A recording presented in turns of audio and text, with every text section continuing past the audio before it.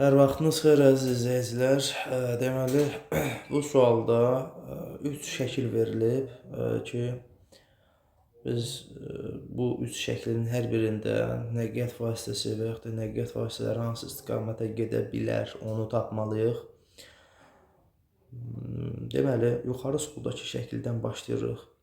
Yuxarı soldakı şəkildə birinci özünüz cavab verməyə çalışın. Hansı istiqamətə getmək olar? Meyki avtomobili göstərilən siqnalda hansı istiqamətə gedə bilər? Hansı istiqamətlərə gedə bilər?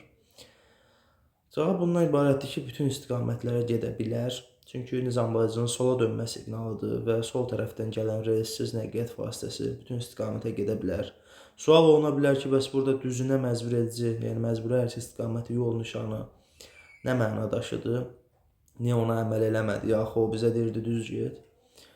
Məsələ bundan ibarətdir ki, nizamlayıcının siqnalları yol nişanlarına, nişanlama xəttlərinə və yaxud da svetofor zidd olanda nizamlayıcının siqnalları əsas götürülür. Ona görə biz burada düzünə məcburi hərəkət istiqaməti yol nişanına məhəl qoymuruq. Cavab bütün istiqamətləri olardı. Yuxarıdakı sağdakı şəklə diqqətlə baxın. Bu suala özünüz cavab verməyə çalışın. Mən sualın cavabını qeyd edirəm, sonra izahını qeyd edəcəm. Cavab budur ki, tramvay dayanmalıdır, digər nəqliyyat vasitələri isə hərəkətini davam etdirə bilər. Nə üçün? Çünki yenə də nizamlayıcının sola dönmə siqnalıdır, yenə də indi burada bu dəfə svetofordur. Svetofora əməl olunmayacaq, çünki nizamlayıcının siqnalları əsas götürülür. Tramvay ancaq sola dönə bilər, sol tərəfdən yaxınlaşırsa. Odur ki, dayanmalıdır.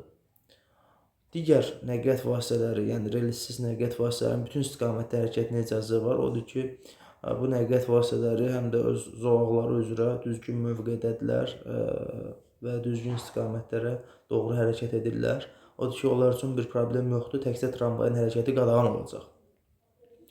Ağ və göy nəqliyyat vasitələrinin hərəkətinə icazə var. Ən sonda isə aşağıdakı şəkildən söhbət gedir. Bu sualda çalışın özünüz düzgün cavab verin. Mən sualın cavabını qeyd edirəm, sonra izahını qeyd edəcəm. Deməli, məsələ nədir burada? Ancaq qırmızı avtomobilin sürücüsünə göstərilən istiqamət üzrə hərəkət etməyə icazə var. Nə üçün? Yenə də sola dönmə siqnalıdır və sinə tərəfdən yaxınlaşırıq.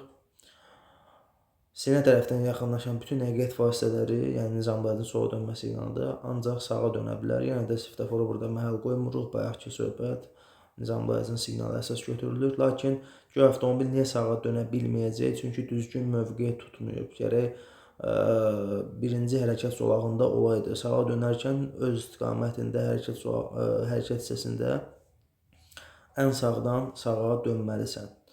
Düzdür, bəzi məqamlar ola bilir. Məsəl üçün, zolaq üzrə yol nişanı 581 və yaxud da 582 nişanı tətbiq oluna bilərdi.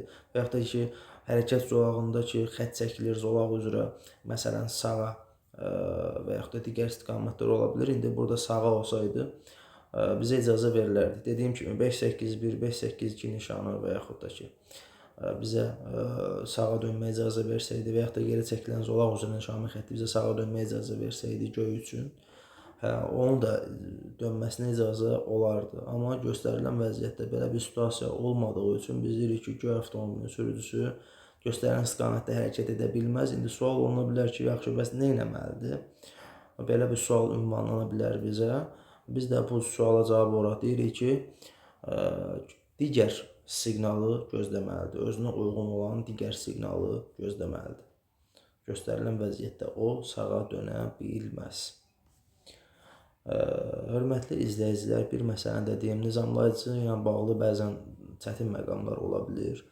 Hansı tərəfdən gəlmək və s. məsələləri ola bilər. Bir şey yadda saxlayın, nizamlayıcının hansı tərəfini görürüksə, yaxınlaşarkən yol ərzində belə deyək və yaxud da nizamlayıcıya, biz bilməliyik ki, hansı tərəfi görürsə, həmin tərəfdən yaxınlaşırıq. Aşağıdakı şəkildə ön hissəsini görürük, düzdür? Deməli, ön tərəfindən, yəni sinə tərəfindən yaxınlaşırıq. Yuxarıdakı şəkillərdə isə sol tərəfini görürük, yəni ən yaxın bizə sol çiyindir. Deməli, sol tərəfindən yaxınlaşırıq. Aydındır fikrim, özümüzü çaşdırmamalıyıq. Ola bilər ki, arxa tərəfini görək, deməli, arxa tərəfindən yaxınlaşırıq. Əgər sağ tərəfini görürüksə, yəni bizə ən yaxın olan sağ tərəfidirsə, deməli sağdan yaxınlaşırıq. Görürük deyəndə indi kimsə deyə bilər ki, biz onun çox yerini görürük. Məsəl üçün yuxarı solda sağ əlində görürük, sol əlində.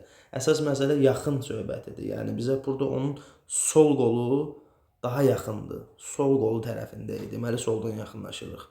Söhbət ondan getmir. Bəli, biz onun sağ qolunu görürük, amma sağ qolu soluna nisbətən daha uzaqdadır. Aydındır fikrim, məsələ budur.